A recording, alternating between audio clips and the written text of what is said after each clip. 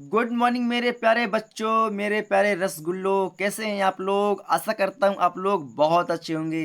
तो मेरे प्यारे बच्चों, हम पुनः केमिस्ट्री के एक न्यू क्वेश्चन को लेकर आए हैं, जो त्रैमासिक, अर्धवार्षिक, प्री बोर्ड या बोर्ड एग्जाम, कोई भी एग्जाम हो मेरे प्यारे बच्चों, यह क्वेश्चन इन चारों के लिए बहुत ही मोस्ट इंपॉर्टेंट क्वेश्चन है।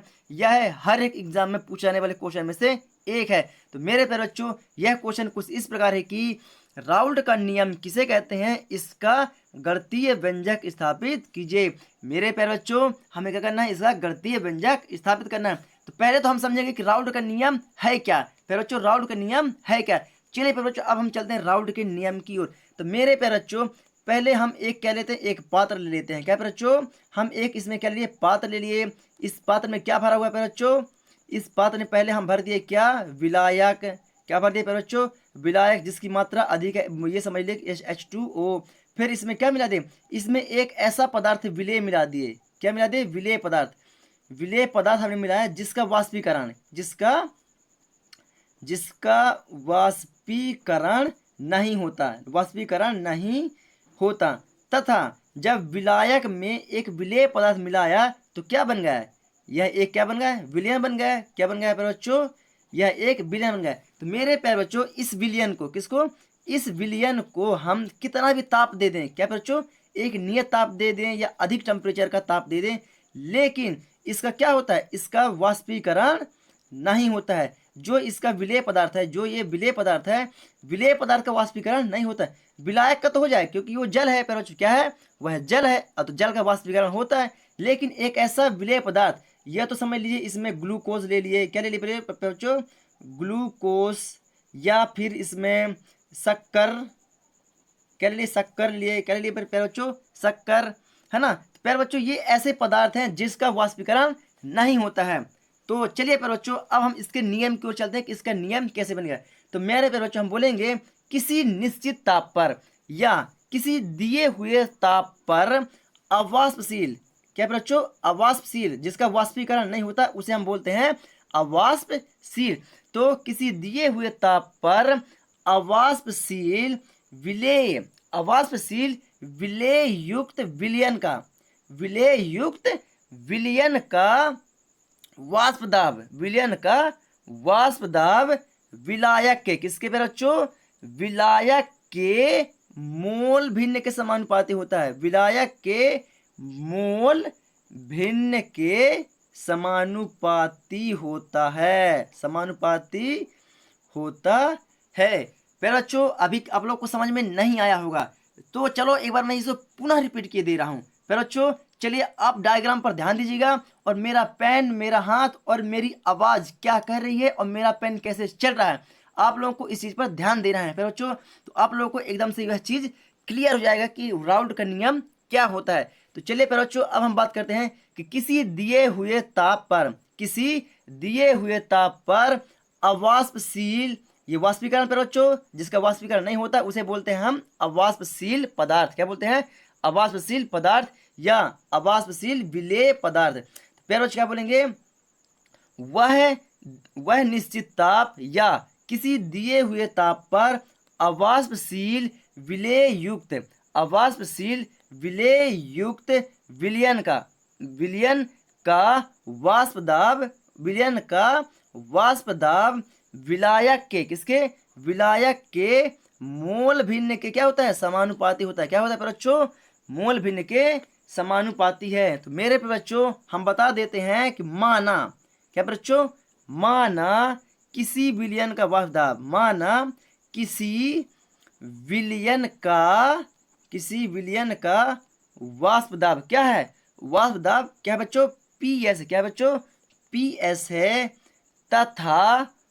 तथा उसका मोल भिन्न, तथा उसका मोल भिन्न के समानुपाती है बच्चों। किसके? मोल भिन्न के समानुपाती है।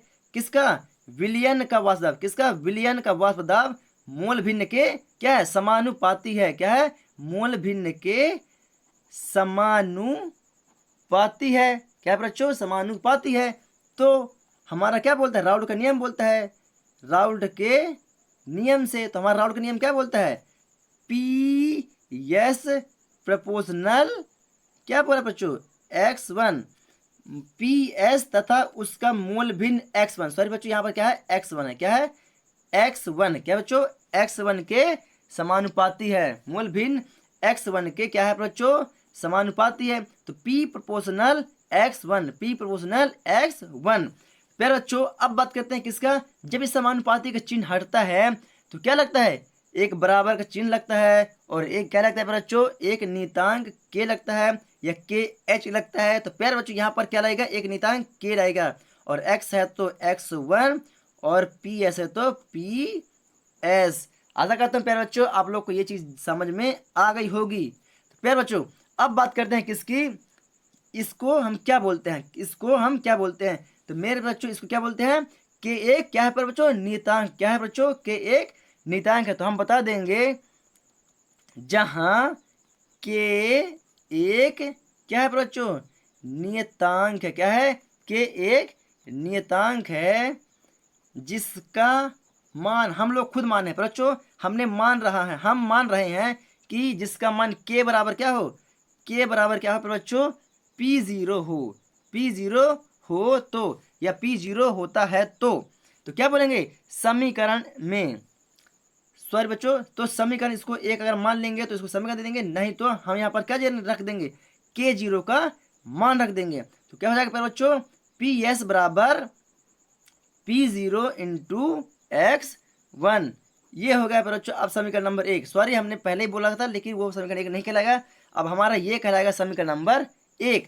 तो फिर बच्चों हम बता देंगे जहां क्या बच्चों, जहां PS बराबर ये PS क्या है बच्चों विलयन का वाष्प दाब, क्या है बच्चों विलयन का वाष्प दाब, क्या है बच्चों विलयन का वाष्प दाब, तथा जो P0 है P0 क्या है बच्चों विलायक का वाष्प दाब, क्या है बच्चों विलायक का वाष्प दाब, क्या है बच्चों सॉरी आप लोग को दिखाई नहीं दे रहा है, सॉरी हाँ अब दिखाई दे रहा होगा बच्चों। चलिए तो P0 क्या है बच्चों P0 बराबर विलायक का वाष्प दाब और x1 क्या है बच्चों x1 बराबर क्या है मोल भिन्न, क्या है बच्चों मोल भिन्न। आशा करता हूँ प्यारे बच्चों आप लोग को यहाँ तक समझ में आ गया होगा। अब चलेंगे प्यारे बच्चों किसमें, गणितीय व्यंजक में। प्यारे बच्चों मैं गणितीय व्यंजक अब लेके चलूंगा अपनी नोट्स कॉपी में, जहाँ पर मैंने गणितीय व्यंजक करके रखा हुआ है। तो प्यारे बच्चों मैं वहां से आप लोग को समझाऊंगा, अगर मैं आप लोग को यहाँ पर समझाऊंगा तो वीडियो काफी ज्यादा लंबी हो जाएगी। तो सो प्लीज चलिए अब हम चलते हैं नोट्स कॉपी में। इससे पहले प्यारे बच्चों हम लिखेंगे राउल्ट के नियम की डेफिनेशन, और ये पूरा हमने जो समझाया है इसको हम अपनी नोट्स कॉपी में लिखेंगे। उसके बाद हम चलेंगे गणितीय व्यंजक में। तो चलिए प्यारे बच्चों ये आ चुके हैं हम अपने नोट्स कॉपी में। तो मेरे प्यारे बच्चों क्या मैंने यही समझाया है कि राउल्ट का नियम क्या है कि किसी दिए हुए ताप पर अवाष्पशील विलेय युक्त विलयन, अवाष्पशील विलेय युक्त विलयन मतलब जिसका वाष्पीकरण नहीं होता है उस विलेय का विलयन का वाष्प दाब विलायक के मोल भिन्न के क्या होता है समानुपाती होता है। ये राउल्ट का नियम कहलाता है, क्या कहलाता है बच्चों राउल्ट का नियम कहलाता है। अब प्यारे बच्चों हमने माना किसी विलयन का वाष्प दाब PS, किसी विलयन का वाष्प दाब PS तथा विलायक का मोल भिन्न x1 है तो राउल्ट के नियम क्या बोलता है कि विलयन का वाष्प दाब PS मोल भिन्न क्या है समानुपाती है। तो क्या बच्चों PS समानुपाती x1, PS समानुपाती x1। मेरे प्यारे बच्चों आप लोग वीडियो को रोक करके स्क्रीनशॉट लेते रहिएगा। अगर मैं आप लोग को ना बोलूं तो इसका मतलब ये नहीं कि आप लोग को लिखना नहीं है, आप लोगों को लिखना है प्यारे बच्चों। तो चलिए प्यारे बच्चों ये रहा हमारा राउल्ट के नियम के बाद ये हमारा अंतिम छोर।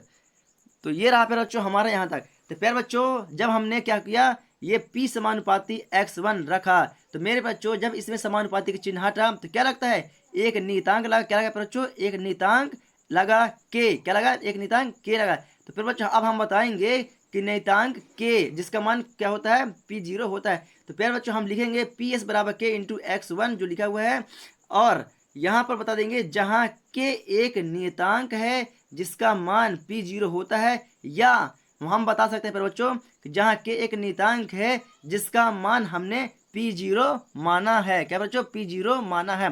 चलिए प्यारे बच्चों अब हम के जगह पर P0 का मान रखते हैं। तो प्यारे बच्चों P0 का मान कहाँ पर रखेंगे, इस के जगह पर रखेंगे। तो PS है तो PS बराबर है तो बराबर के है तो के की जगह P0, x1 है तो x1।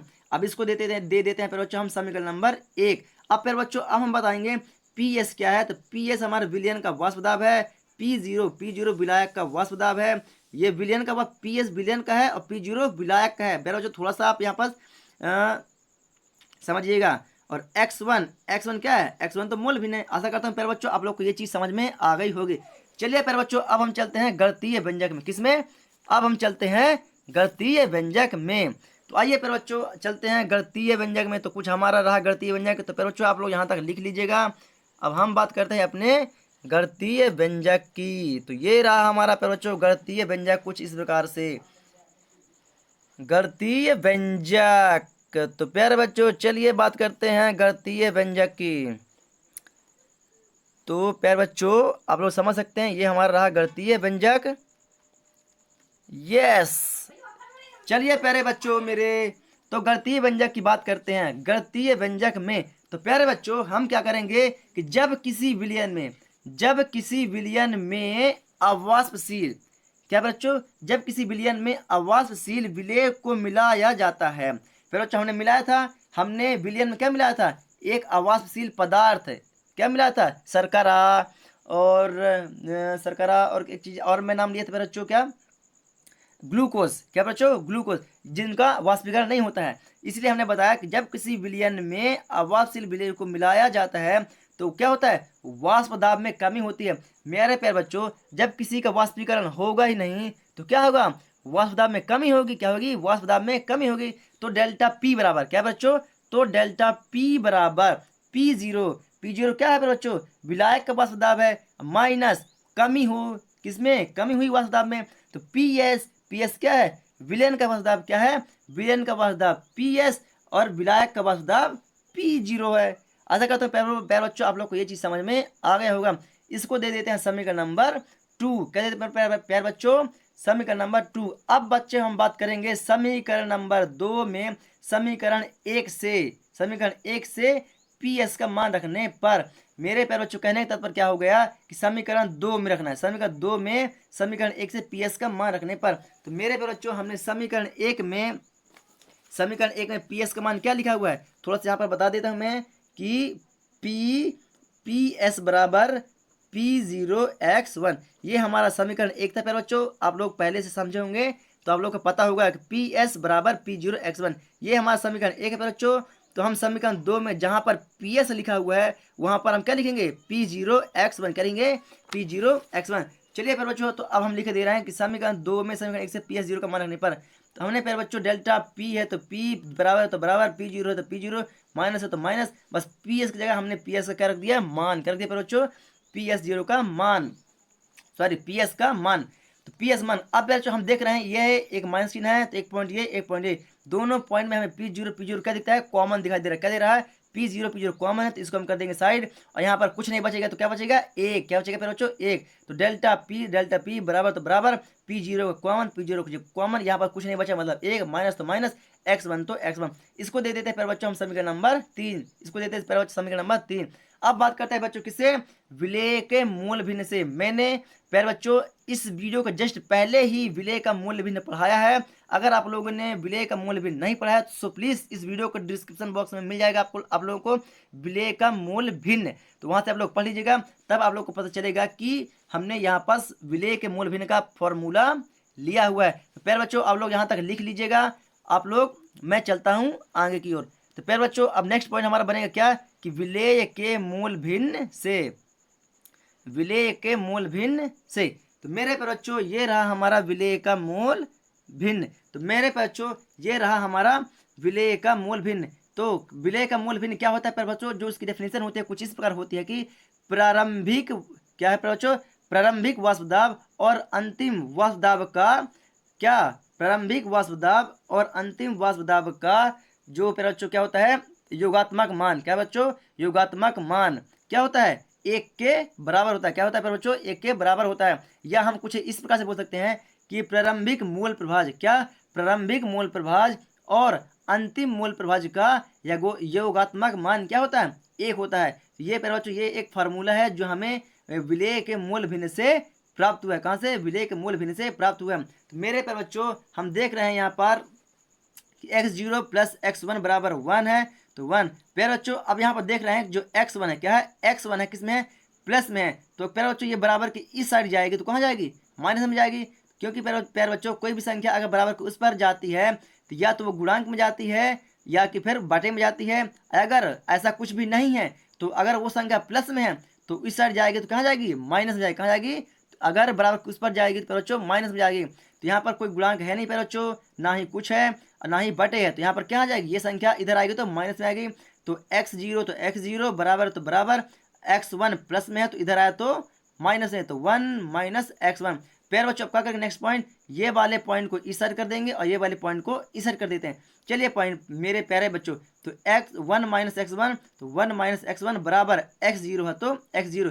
मेरे बच्चों हम देख रहे हैं दोनों पॉइंट प्लस में है, ये भी प्लस में, कुछ नहीं मतलब प्लस, और इसके आगे कुछ नहीं मतलब क्या है? प्लस। मतलब दोनों पक्ष हमारे प्लस में है तो हमने दोनों पक्षों में क्या कर दिया? प्लस में कर दिया। अब प्यारे बच्चों हम समीकरण नंबर 3 में देख रहे थे, थोड़ा सा नीचे कर लेता हूँ प्यारे बच्चों, ये रहा प्यारे बच्चों, ये रहा हमारा समीकरण नंबर 3। समीकरण 3 में 1 माइनस x1 है प्यारे बच्चों, 1 माइनस x1। तो हम क्या बोलेंगे प्यारे बच्चों कि समीकरण 3 में, किसमें? समीकरण 3 में 1 माइनस x1 का मान रखने पर, समीकरण 3 में 1 माइनस x1 का मान रखने पर, तो मेरे बच्चों जो समीकरण 3 है क्या है? डेल्टा p बराबर, तो डेल्टा p बराबर p0 है तो p0, यहाँ पर क्या है प्यारे बच्चों? 1 माइनस x1 है, तो 1 माइनस x1 का मान क्या है? x0 है, तो हमने क्या रख दिया? x0। क्या रख दिया प्यारे बच्चों? x0। अब प्यारे बच्चों जो हमारा नेक्स्ट पॉइंट बनेगा वो कैसे बनेगा? नेक्स्ट पॉइंट प्यारे बच्चों हम देखते हैं कि ये क्या है प्यारे बच्चों? p0 क्या है? इस x0 का क्या है? किस में है? गुणांक में। p0 x0 के गुणांक में है। जब p0 बराबर के इस पर जाएगा तो किस में जाएगा? भाग में जाएगा। इससे पहले मैंने जस्ट बताया है कि कोई भी संख्या अगर गुणांक में होती है तो भाग में आती है। अब प्यारे बच्चों अगर वो प्लस में है तो माइनस में आती है, अगर वो सिंगल होगी तो चलिए प्यारे बच्चों अब हम बात करते हैं p0 की। तो p0 यहाँ पर गुणांक में है तो बराबर की इस पर आई प्यारे बच्चों, तो कहाँ पर आ गई? भाग में आ गई। तो क्या हुआ प्यारे बच्चों? डेल्टा p बटे p0 बराबर तो बराबर x0 तो x0। ये हो गया प्यारे बच्चों हमारा समीकरण नंबर 4। क्या हो गया प्यारे बच्चों? समीकरण नंबर 4। अब समीकरण 4 में किसमें प्यारे बच्चों? समीकरण 4 में समीकरण 2 से, किसमें प्यारे बच्चों? समीकरण 4 में, समीकरण 2 से डेल्टा p का मान रखने पर, प्यारे बच्चों अगर आप लोगों ने गौर किया है समीकरण 2 को तो आप लोग समझ जाएंगे, और अगर आप लोगों ने समीकरण 2 को गौर नहीं किया है तो चलिए मैं थोड़ा सा यहाँ पर बता देता हूँ समीकरण नंबर 2 है। तो मेरे बच्चों हम देख रहे हैं यहाँ पर कि समीकरण जो 2 है कुछ इस प्रकार है कि डेल्टा p बराबर p0 माइनस ps। मेरे पे बच्चों ये था हमारा समीकरण नंबर 2। क्या था बच्चों? समीकरण नंबर 2।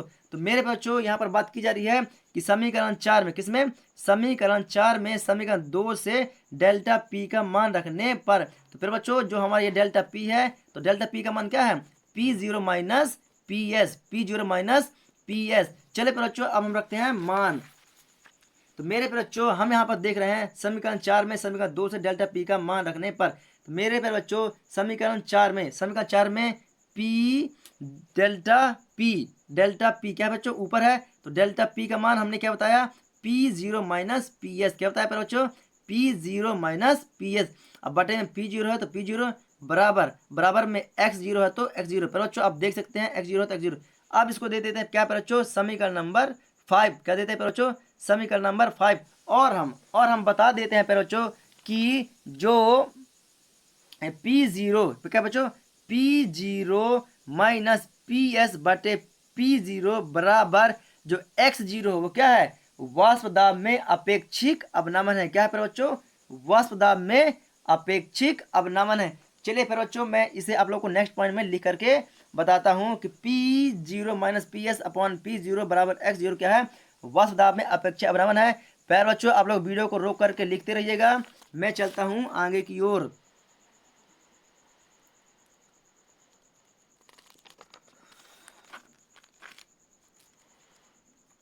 चलिए मेरे प्यारे बच्चों ये रहा प्यारे बच्चों जो हमने आप लोगों को बताया है कि क्या बताया प्यारे बच्चों कि जहां P0 माइनस PS बटे P0 क्या है बराबर वाष्प दाब में अपेक्षिक अवनमन क्या है, वाष्प दाब में अपेक्षिक अवनमन है। और बराबर की इस साइड क्या था, बराबर की साइड x0 था, क्या था x0, तो x0 बराबर क्या है मोल प्रभाज है, क्या है बच्चों x0 हमारा मोल प्रभाज है।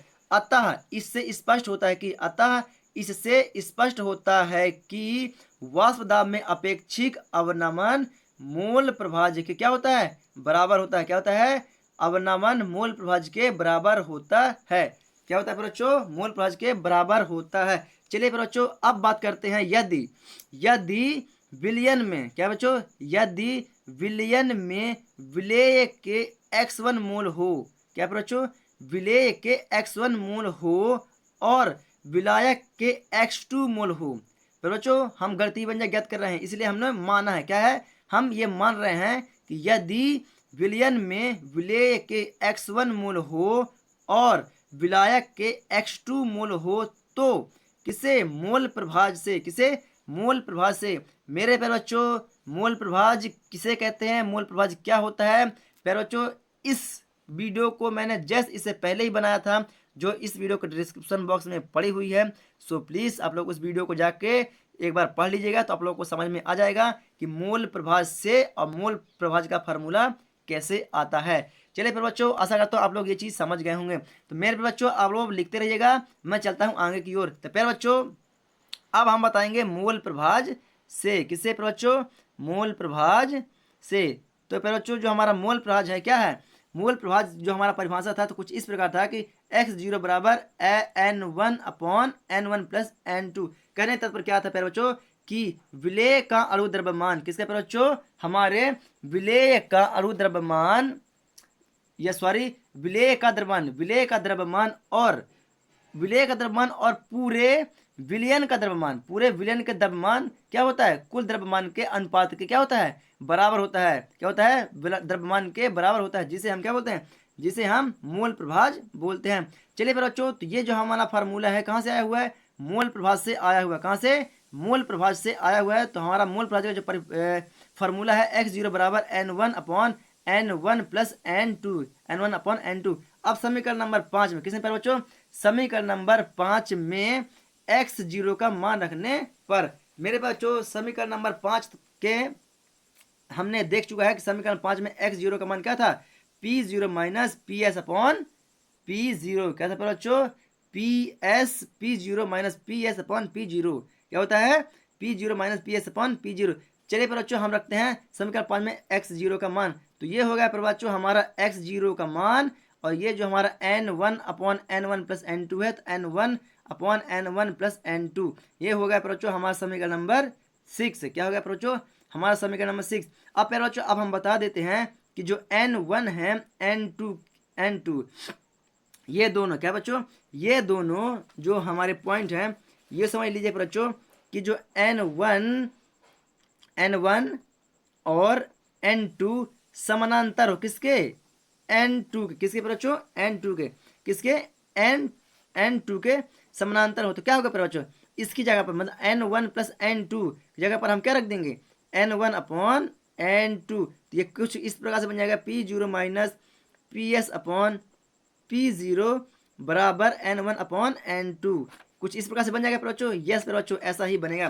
तो चलिए बच्चों हम इसी प्रकार करते हैं, तो n1 प्लस n2 यदि n1 प्लस n2 समानांतर n2 हो तो समीकरण 6 निम्न रूप से परिवर्तित होगा। क्या होगा बच्चों निम्न रूप से परिवर्तित होगा। तो मेरे बच्चों जो P0 माइनस PS अपन P0 है तो P0 माइनस PS अपन P0 है, हमने सिर्फ चेंज किया है तो कहाँ पर n1 प्लस n2, तो बराबर n1 है तो n1 और n1 प्लस n2 तो उसकी जगह पर क्या रख दिया हमने n2, क्योंकि n1 प्लस n2 समानांतर है किसके n2 के।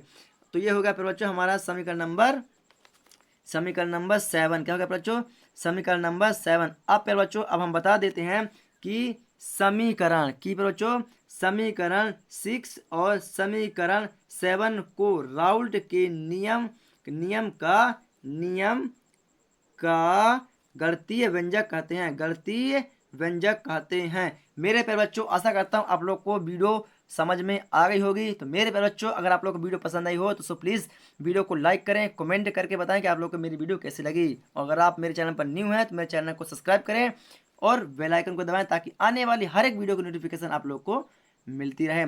चलिए प्यारे बच्चों, आज के लिए बस इतना ही। जय हिंद।